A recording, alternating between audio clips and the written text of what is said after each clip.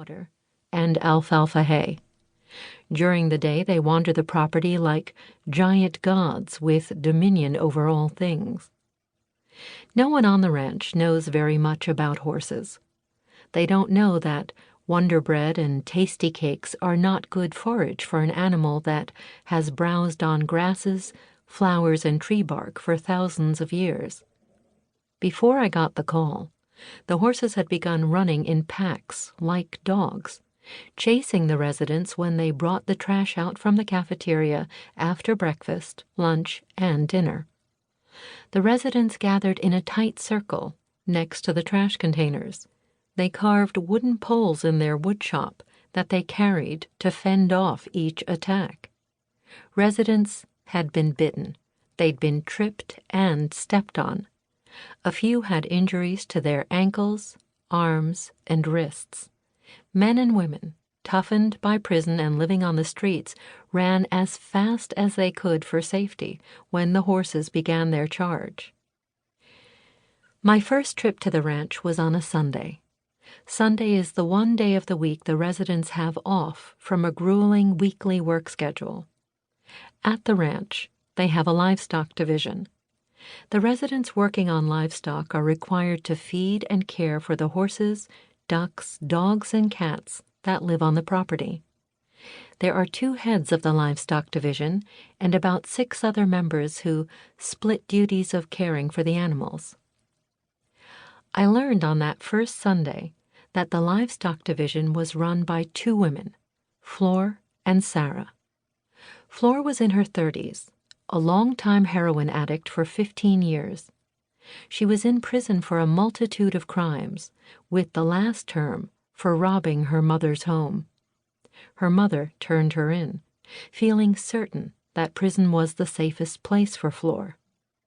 Flor is a small woman with a big presence. When I first met her, she stood with her legs parted wide, her chest and shoulders open, arms draped by her side, as she looked me straight in the eye. Sarah was in her 40s, a mother, a meth and heroin addict, and a prostitute since she was 13. When she spoke to me, her body wiggled like she was dancing. Her mouth held wrinkles that pointed the corners of her lips toward the ground. Everything at the ranch, all the knowledge and skill it takes to keep the property in good order and the residents cared for and well fed, is supervised by the residents who have lived here the longest.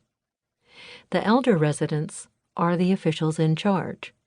It is a long chain of knowledge handed down, one person at a time, ensuring that the strong traditions and standards of the ranch will continue.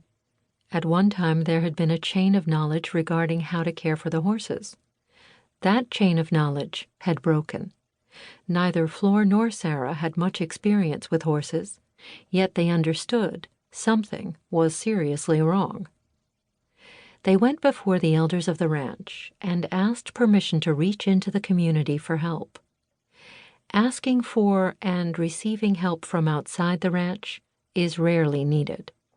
Most of the residents come from families with a long history of addiction, poverty, and gang crime. Some of them have never worked a job in their entire life. Each one, teach one. This is the way the ranch operates. Every 4 months, the residents change jobs to learn a new skill: plumbing, cooking, auto mechanics. The older residents pass on their knowledge. Over 100 residents live on the ranch at any one time. Drug addicts and criminals adjusting to life outside a conventional prison, but still contained by 12-foot adobe walls. That's when I got the call. I am a small-framed woman, weighing just over 120 pounds. I can be quiet and reserved when I first meet people and rarely make dramatic first impressions. My calm, restrained demeanor may not impress people, but horses take to it easily. In my work over the past 20 years, I have witnessed a wide variation of behavior when it comes to the horse-human relationship.